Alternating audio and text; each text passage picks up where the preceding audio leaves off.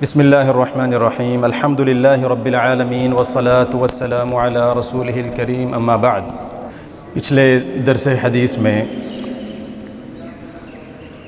ایک بڑی عظیم عبادت پہ گفتگو ہوئی تھی جس کا رمضان المبارک سے عام طور پہ ہماری زندگی سے عام طور پہ بہت گہرا تعلق ہے، اور اعتکاف سے خاص طور پہ اس عظیم عبادت کا بہت گہرا تعلق ہے،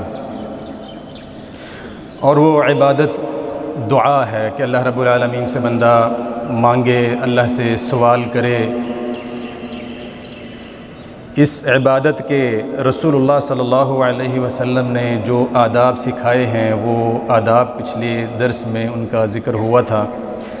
بالکل مختصر میں ایک دفعہ پھر ریپیٹ کر دیتا ہوں کہ نبی صلی اللہ علیہ وسلم نے جو آداب سکھائے ان میں سے ایک ادب یہ ہے کہ جب بھی ہم اپنے اللہ سے دعا کریں، کچھ بھی مانگیں تو فوری طور پہ دعا شروع نہیں کر دینی چاہیے، خاص طور پہ جب ہم باقاعدہ بیٹھ کے دعا کرتے ہیں۔ بعض ایسے حالات ہوتے ہیں کہ اس میں فوری اچانک کوئی اس طرح کا ایشو آ گیا ہے اور بندے نے زبان سے فوری طور پہ اللہ سے کچھ دعا کرنی ہے، تو وہ ایک الگ صورت ہے، اس میں تو آپ فوری طور پہ مانگ سکتے ہیں۔ لیکن باقاعدہ جب ہم بیٹھ کے اللہ سے دعا کرتے ہیں تو رسول اللہ صلی اللہ علیہ وسلم نے سب سے پہلا ادب یہ سکھایا کہ سب سے پہلے اللہ کی تسبیح ہے، اللہ کی تعریف ہے، اللہ کی حمد ہے، اس کے بعد رسول اللہ صلی اللہ علیہ وسلم پہ درود ہے، اس کے بعد اپنی دعا ہے۔ یہ ایک ادب ہے۔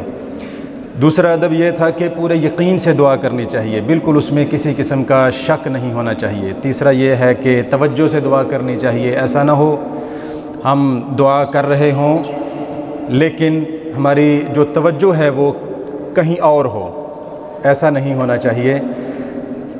اسی طرح بڑے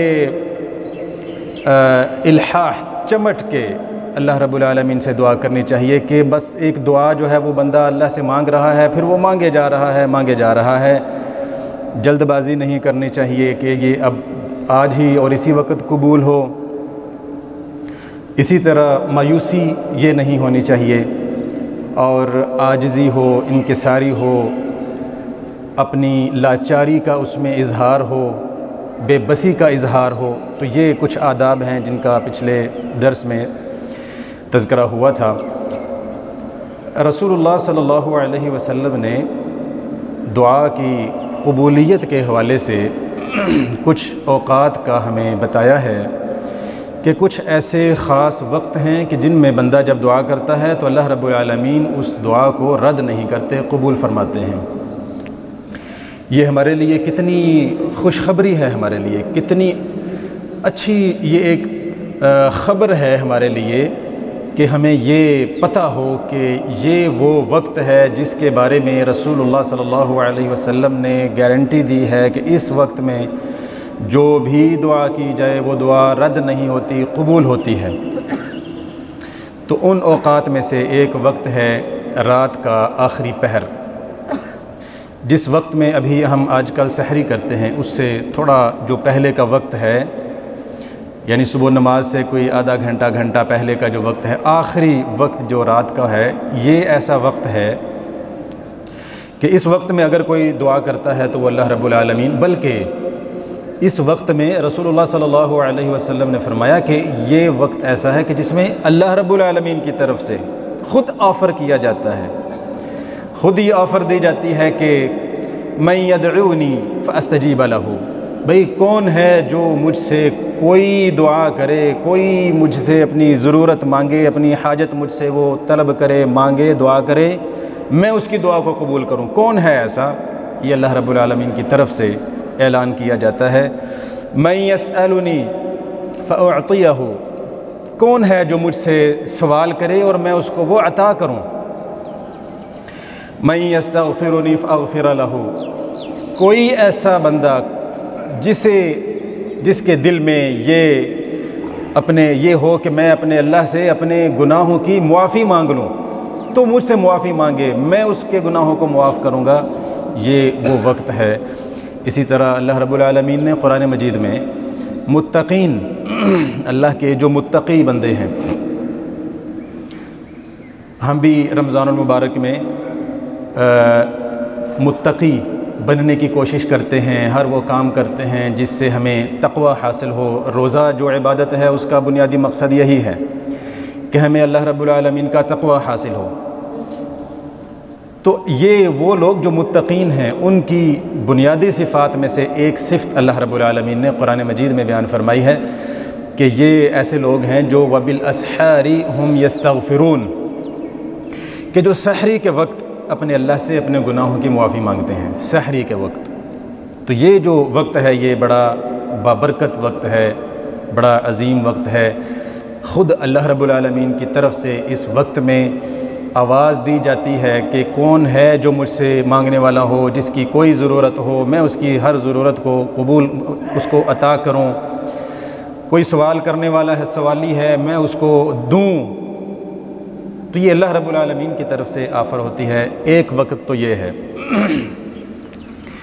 دوسرا وہ وقت جس کے بارے میں رسول اللہ صلی اللہ علیہ وسلم نے فرمایا کہ اس میں بندہ جو بھی دعا کرتا ہے وہ رد نہیں ہوتی، وہ ہے جب اذان ہو جائے تو اس کے بعد نماز شروع ہونے سے پہلے تک یہ جو درمیان میں وقفہ ہے، یہ وقفہ رسول اللہ صلی اللہ علیہ وسلم نے فرمایا ہے کہ لا يرد الدعاء بین الاذان والاقامہ، لا يرد الدعاء بین الاذان والاقامہ، کہ ایسا بندہ جو اذان جب ہو اور وہ آ کے مسجد میں بیٹھ جاتا ہے، نماز کی جگہ پہ بیٹھ جاتا ہے، اب یہ جو اس کے بعد اس نے اپنے نفل پڑھے ہیں جو پڑھنے تھے، پڑھنے کے بعد اب وہ بیٹھا ہوا ہے، نماز کے انتظار میں ہے، اب اس وقت میں اگر وہ اللہ سے جو بھی مانگتا ہے لا یرد، یہ رسول اللہ صلی اللہ علیہ وسلم کہہ رہے ہیں، تو اتنے ہی یقین سے دعا مانگیں اس ٹائم کہ یہ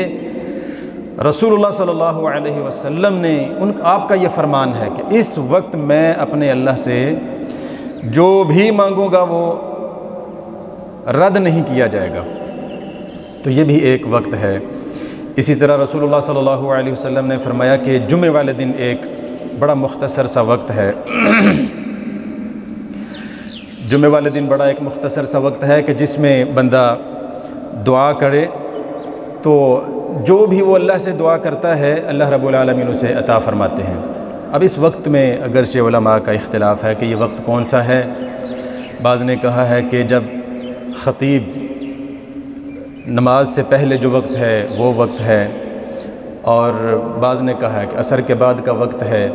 بہرحال انسان اگر سارا دن یہ کوشش کرے جمعے والے دن کہ وہ چلتے پھرتے کہیں بھی اپنے اللہ سے کچھ نہ کچھ مانگتا رہے، تو اگر اس وقت میں جو اللہ رب العالمین کا خاص کردہ وقت ہے جمعے والے دن، اس وقت میں اگر وہ کوئی ایسی دعا کر لیتا ہے جو وہ اللہ سے چاہتا ہے، تو اللہ رب العالمین اس کی دعا کو رد نہیں کرتے، قبول فرماتے ہیں۔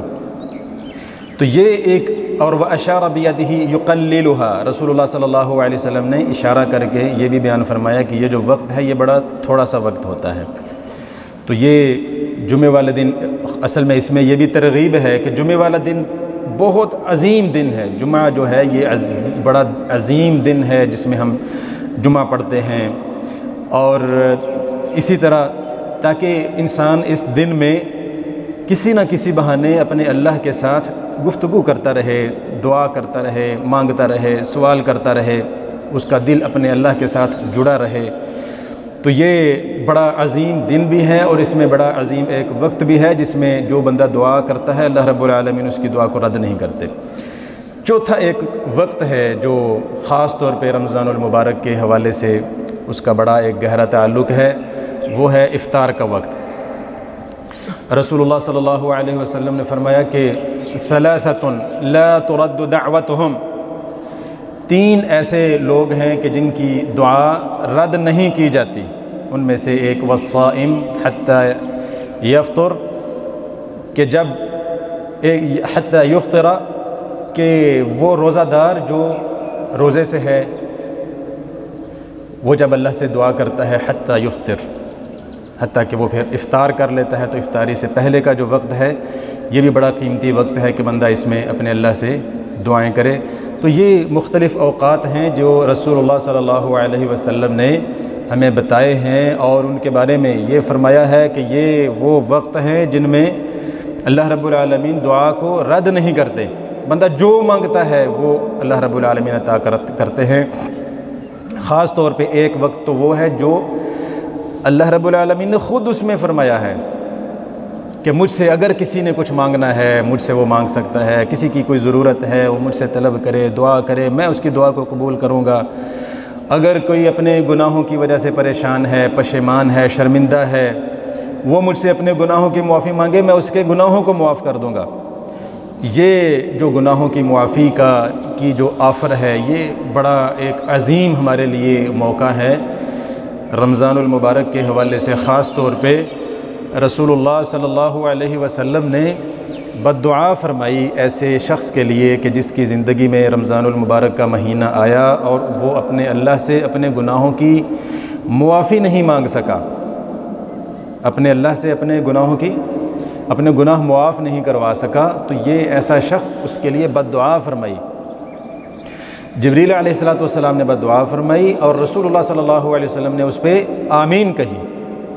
تو یہ جب اللہ رب العالمین خود ہمیں یہ آفر دے رہے ہیں، گارنٹی دے رہے ہیں کہ اس وقت کوئی ایسا بندہ جو اپنے گناہوں پہ شرمندہ ہے مجھ سے اپنے گناہوں کی معافی مانگ لے، میں اس کے گناہوں کو معاف کرنے کے لیے میں تیار ہوں ابھی۔ اللہ اکبر، اتنا یہ عظیم وقت ہے۔ تو اس کے علاوہ کچھ ایسے کلمات ہیں جو رسول اللہ صلی اللہ علیہ وسلم نے سکھائے ہیں، کچھ کلمات ہیں جو رسول اللہ صلی اللہ علیہ وسلم نے سکھائے ہیں کہ جب ہم دعا کریں اور وہ کلمات ہم بولیں اور وہ کلمات بول کے پھر اللہ سے دعا کریں تو اللہ رب العالمین اس دعا کو بھی رد نہیں کرتے۔ تو یہ بھی ہمیں یاد کرنے چاہیے، اور جب بھی اللہ سے دعا کریں، دعا کرنے سے پہلے یہ جو کلمات ہیں ان کو ہم ادا کریں، پڑھیں، اس کے بعد اللہ سے دعا کریں۔ اللہ رب العالمین اس دعا کو رد نہیں کریں گے، قبول فرمائیں گے۔ رسول اللہ صلی اللہ علیہ وسلم، آپ صلی اللہ علیہ وسلم نے ایک صحابی سے یہ سنا کہ انہوں نے دعا کرتے ہوئے، دعا کرنے سے پہلے اللہ کی جو تسبیح اور تحمید اور تعریف ہے اس میں کچھ کلمات انہوں نے پڑھے۔ وہ یہ تھے کہ اللہم انی اسألک بانی اشہد انک انت اللہ لا الہ الا انت الاحد الصمد الذی لم یلد ولم یولد ولم یکن لہ کفوا احد۔ یہ کلمات پڑھ کے، تو یہ جب پڑھے دعا سے پہلے، تو رسول اللہ صلی اللہ علیہ وسلم نے فرمایا والذی نفسی بیدہ، اللہ کی قسم اٹھا کے یہ فرمایا لقد سأل اللہ باسمہ الاعظم، لقد سأل اللہ باسمہ الاعظم، کہ اس بندے نے اللہ سے دعا کرتے ہوئے اللہ کا ایسا عظیم نام، اسم اعظم اس نے پڑھا ہے پہلے کہ الذی اذا دعی بہ اجابہ، کہ جب بھی اللہ سے یہ اسم اعظم پڑھ کے دعا کی جائے، اجابہ، اللہ رب العالمین اس دعا کو قبول کرتے ہیں۔ وَإِذَا سُئِلَ بِهِ أَعْطَى، جب بھی اللہ سے کوئی بھی سوال کیا جائے اللہ رب العالمین وہ عطا فرماتے ہیں۔ اتنے عظیم کلمات ہیں، ان کا ترجمہ یہ ہے اللہم انی اسألک، یا اللہ میں تجھ سے ابھی سوال کرنے لگا ہوں، مانگنے لگا ہوں، اور میں اس سے پہلے یہ اعتراف کر رہا ہوں، میں یہ اقرار کر رہا ہوں مانگنے سے پہلے کہ اشہد انک انت اللہ،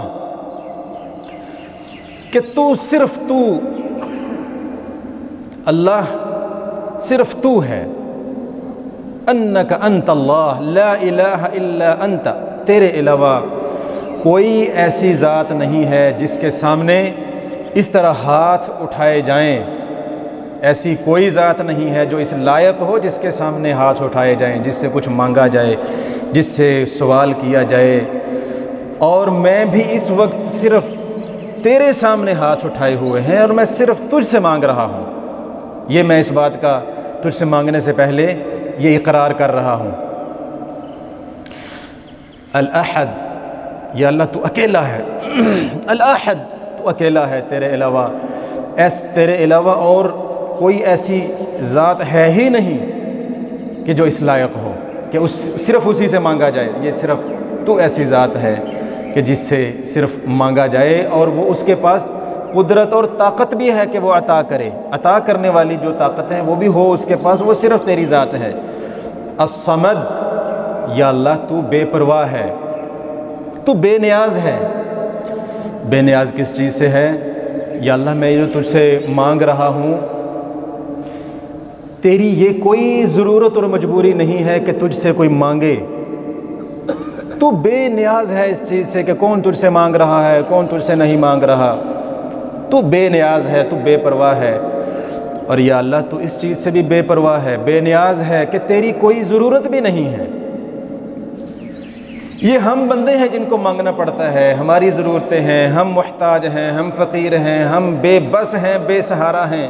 یہ ہم انسان ہیں. یا اللہ تو جس طرح خود اللہ رب العالمین نے قرآن مجید میں ارشاد فرمایا ہے کہ یا ایھا الناس انتم الفقراء الی اللہ واللہ هو الغنی الحمید، کہ تم فقیر ہو، تم ضرورت مند ہو. ضرورت مند تم ہو، فقیر تم ہو، محتاج تم ہو، بے بس تم ہو. جس کے ہاتھ میں کچھ نہیں، جس کے بس میں کچھ نہیں، یہ تم ہو. کمزور تم ہو. واللہ هو الغنی، اللہ رب العالمین کی ذات ان ساری ضرورتوں سے، حاجتوں سے، کمزوریوں سے پاک ہے، غنی ہے. اللہ کو کسی چیز کی ضرورت نہیں ہے. تو الصمد، یا اللہ تو بے پرواہ ہے، تجھے کسی چیز کی ضرورت نہیں ہے. ضرورتیں تو ہماری ہیں، مجبوریاں ہماری ہیں، بے بس تو ہم ہیں. یا اللہ تو ان ساری چیزوں سے بے عیب ہے، بے پرواہ ہے. الصمد الذی لم یلد ولم یولد، نہ تیری کوئی اولاد ہے، نہ تو کسی کی اولاد ہے. ولم یکن لہ کفوا احد، اور کوئی ایسی ذات نہیں ہے کہ جسے تیرے مقابلے پہ جس کا نام بھی لیا جا سکے، جسے پیش کیا جا سکے، کہ ایسا کوئی نہیں ہے تیرے مقابلے پہ. تیرے مقابلے پہ کوئی بھی نہیں ہے. یہ اس میں اللہ کی توحید کا ایسا اقرار ہے کہ رسول اللہ صلی اللہ علیہ وسلم نے فرمایا کہ ہم یہ جو تلاش کرتے ہیں نا جی اسم اعظم، کوئی ایسا اسم اعظم کہ ہم وہ پڑھیں اللہ ہماری دعاؤں کو قبول، تو یہ ہے وہ اسم اعظم جو رسول اللہ صلی اللہ علیہ وسلم نے بیان فرمایا ہے. اسی طرح ایک اور حدیث میں رسول اللہ صلی اللہ علیہ وسلم نے کچھ اور کلمات ہیں. اللہم انی اسألک بأن لک الحمد. رسول اللہ صلی اللہ علیہ وسلم نے یہی ادب بیان فرمایا ہے نا کہ جب بھی دعا کرنی ہے، دعا سے پہلے اللہ کی حمد بیان کرنی ہے. تو حمد کے یہ جو لفظ ہیں یہ رسول اللہ صلی اللہ علیہ وسلم نے بیان فرمائے کہ صحابی سے سنے، اس نے یہی کہے اللہم انی اسألک بأن لک الحمد. یا اللہ میں تجھ سے ابھی سوال کرنے لگا ہوں، میں تجھ سے مانگنے لگا ہوں، اور میں اس سے پہلے یہ اعتراف کر رہا ہوں، میں یہ اقرار کر رہا ہوں کہ تعریف کے لائق صرف تیری ذات ہے، اور ہر قسم کی تعریف صرف تیرے لیے ہے، صرف تیرے لیے ہے. لا الہ الا انت، تیرے علاوہ اور کوئی معبود نہیں ہے. المنان، المنان، یا اللہ تیری ذات ایسی ہے کہ تو دیتا بھی ہے اور تو پھر جتلاتا بھی ہے. تو دیتا بھی ہے اور پھر تو دے کے جتلاتا بھی ہے، احسان بھی جتلاتا ہے کہ یہ میں نے تمہیں دیا ہے، یہ میں نے تمہیں دیا ہے. تو پھر جتلاتا بھی ہے، اور تجھے یہ جتلانا اچھا بھی لگتا ہے، اچھا بھی لگتا ہے کہ تو جتلائے، کیونکہ تو نے دیا ہے اور صرف تو ہی دے سکتا ہے. اسی لیے ہمارے لیے یہ جائز نہیں ہے، کسی مسلمان کے لیے جائز نہیں ہے، منع کیا گیا اس چیز سے کہ وہ کسی کو کوئی چیز دے اور پھر وہ جتلائے اور باور کروائے کہ یہ میں نے تمہیں دی ہے. سختی سے منع کیا گیا ہے اس چیز سے.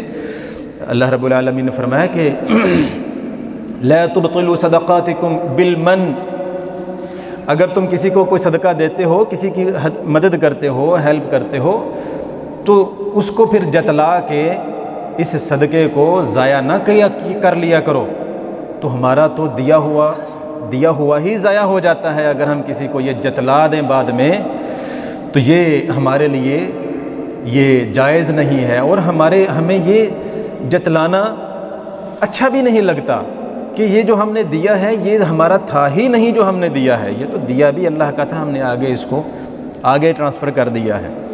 تو اللہ رب العالمین کی جو ذات ہے منان، یہ اللہ کی صفت ہے، یا اللہ تو دیتا ہے اور پھر تو جتلاتا بھی ہے، اور تجھے جتلانا اچھا بھی لگتا ہے، اس طرح کہتا ہے تجھے پھبتا ہے یہ۔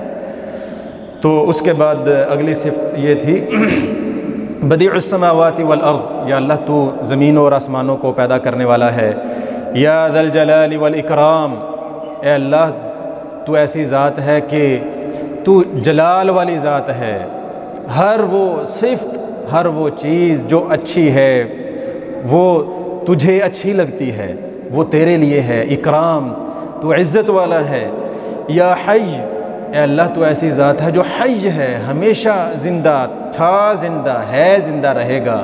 قیوم، تو قائم ہے، ہمیشہ قائم تھا، ہمیشہ قائم رہے گا، تو قائم ہے، زندہ ہے، تبھی تو ہم تجھ سے ہر وقت مانگ سکتے ہیں اور ہر وقت مانگتے ہیں، اور جب بھی مانگتے ہیں تو دیتا ہے۔ تو یہ رسول اللہ صلی اللہ علیہ وسلم نے فرمایا کہ لقد دعا اللہ باسمہ العظیم الذی اذا دعی بہ اجاب واذا سئل بہ اعطى، کہ اس صحابی نے ایسے کلمات بول دیے ہیں اللہ سے دعا کرنے سے پہلے کہ جب بھی یہ کوئی بولتا ہے تو اللہ رب العالمین اس کی دعا کو رد نہیں کرتے، جو مانگتا ہے اسے عطا فرماتے ہیں۔ تو یہ رسول اللہ صلی اللہ علیہ وسلم نے ہمیں کچھ کلمات سکھائے ہیں، جو جب بھی دعا کریں تو پہلے یہ کلمات پڑھ کے اس کے بعد اللہ سے دعا کریں۔ اسی طرح قرآن مجید میں اللہ رب العالمین نے انبیاء کی دعاؤں کا ذکر کیا ہے، مختلف انبیاء کی دعاؤں کا ذکر کیا ہے کہ یہ فلاں، ہر نبی نے اللہ رب العالمین سے دعا کی۔ خاص طور پہ اللہ رب العالمین نے آدم علیہ السلام کا ذکر کیا ہے، ابراہیم علیہ السلام کا، نوح علیہ السلام کا، دیگر انبیاء کا تذکرہ فرمایا ہے، وہ دعائیں یاد کریں۔ بہت ساری دعائیں ہیں، اور کچھ دعائیں ایسی ہیں جن کے بارے میں رسول اللہ صلی اللہ علیہ وسلم نے فرمایا کہ جب بھی کوئی بندہ دعا کرتا ہے اور یہ دعا پڑھ لیتا ہے تو اللہ رب العالمین اس کی دعا کو قبول فرماتے ہیں۔ ان میں سے ایک یونس علیہ السلام کی دعا ہے۔ آپ صلی اللہ علیہ وسلم نے فرمایا دعوت ذی النون، دعوت ذی النون اذا دعا وهو فی بطن الحوت، کہ یونس علیہ السلام کی جو دعا ہے کہ جب انہوں نے مچھلی کے پیٹ میں کی تھی، جب بھی وہ بندہ دعا کرتا ہے فَإِنَّهُ لَمْ يَدْعُ بِهَا رَجُلٌ مُسْلِمٌ فِي شَيْءٍ قَطُّ إِلَّا اسْتَجَابَ اللَّهُ لَهُ، کہ جب بھی کوئی مسلمان یہ دعا کر کے تو پھر اس کے بعد اللہ سے مانگتا ہے، دعا کرتا ہے، اللہ رب العالمین اس کی دعا کو قبول کرتے ہیں، رد نہیں کرتے۔ وہ کیا تھی؟ لا الہ الا انت، لا الہ الا انت سبحانک انی کنت من الظالمین۔ اللہ سے دعا کا اور عاجزی کا اس سے بڑھ کے جو اظہار ہے وہ نہیں ہو سکتا کہ جو یونس علیہ السلام نے کیا تھا۔ یونس علیہ السلام اپنی قوم کو چھوڑ کے اللہ رب العالمین کے حکم کے بغیر جب چلے گئے تو اللہ رب العالمین نے ان کو سکھانے کے لیے وہ مچھلی کے پیٹ میں چلے گئے۔ خلاصہ یہی ہے، واقعہ معروف ہے۔ تو انہوں نے اللہ رب العالمین سے یہی دعا کی تھی کہ یا اللہ لا الہ الا انت، کہ تیرے علاوہ اور اب اس جگہ پہ اب میرا اور کوئی نہیں ہے، میرا اور کوئی نہیں ہے، میں نے صرف تجھے ہی پکارنا ہے۔ اس کے بعد سب سے پہلی بات یہ ہے کہ سبحانک، یا اللہ یہ جو کچھ بھی ہے، میں جہاں پہ ابھی پہنچا ہوا ہوں، یہ مجھے تو نے میرے اوپر کوئی ظلم نہیں کیا، تو نے میرے اوپر ظلم نہیں کیا کہ تو نے میرے ساتھ ظلم کیا ہو، ایک نبی کو یہاں پہ سزا دے دی ہے، تو یہ تو نے ظلم نہیں کیا۔ انی کنت من الظالمین، تو پاک ہے اس چیز سے کہ میں تیرے بارے میں یہ کہوں کہ تو نے میرے ساتھ یہ ظلم کر دیا ہے، ایک نبی کو مچھلی کے پیٹ میں یہاں ڈال دیا ہے اور سزا دے دی۔ نہیں یا اللہ، تو میرے ساتھ ظلم نہیں کر سکتا۔ تو یہی وہ چیز ہے جو ہمیں دعا میں کہنی ہے اللہ سے۔ جب بھی ہم اللہ سے دعا کریں، اس چیز کو کھل کے اظہار کریں کہ یا اللہ میرے اوپر تو نے کبھی بھی ظلم نہیں کیا، تو میرے بارے میں جو بھی فیصلہ کرتا ہے وہ ظلم سے زیادتی سے پاک ہے۔ انی کنت من الظالمین، میں اپنے اوپر ظلم کرنے والا ہوں۔ تو رسول اللہ صلی اللہ علیہ وسلم نے فرمایا کہ جو بندہ بھی یہ دعا پڑھ کے بھی دعا کرتا ہے اللہ رب العالمین، یعنی یہ اس طرح کر کے اظہار کرتا ہے اللہ سے، پھر وہ اللہ سے دعا کرتا ہے، اللہ رب العالمین اس کی دعا کو قبول فرماتے ہیں۔ تو یہ کچھ خاص اوقات ہیں، کچھ خاص کلمات اور الفاظ ہیں جو رسول اللہ صلی اللہ علیہ وسلم نے ہمیں سکھائے ہیں۔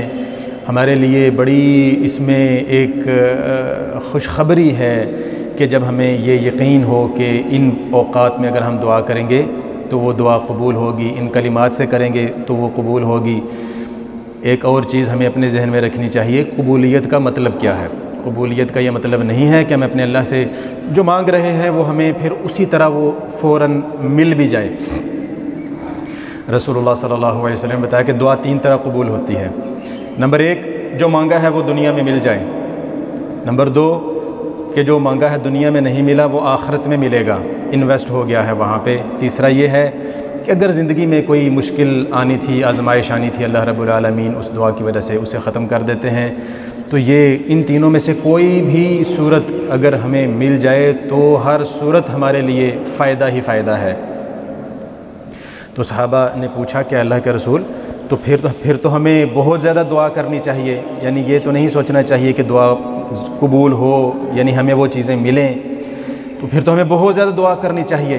تو رسول اللہ صلی اللہ علیہ وسلم نے فرمایا کہ ہاں بالکل، تم جتنی زیادہ دعا کرو گے اللہ رب العالمین تمہیں اتنا زیادہ عطا کریں گے۔ تو یہ جو عطا ہوتا ہے یہ ضروری نہیں کہ دنیا میں ہم نے جو مانگا ہے، رزق مانگا ہے، صحت مانگی ہے، جو بھی چیز مانگی ہے وہ مل بھی جائے اسی طرح۔ نہیں ملا وہ آخرت میں اللہ رب العالمین عطا فرما دیتے ہیں۔ ہماری زندگی میں کوئی پریشانی ہو اسے ختم کر دیتے ہیں۔ تو اللہ رب العالمین سے دعا ہے کہ اللہ تعالی ہمیں ان آداب کو مد نظر رکھتے ہوئے یہ عظیم عبادت دعا اللہ سے مانگنے کی ہمیں توفیق عطا فرمائے، اپنی ذات سے ہی ہمیں مانگنے کی توفیق عطا فرمائے۔ وآخر دعوانا ان الحمد للہ رب العالمین۔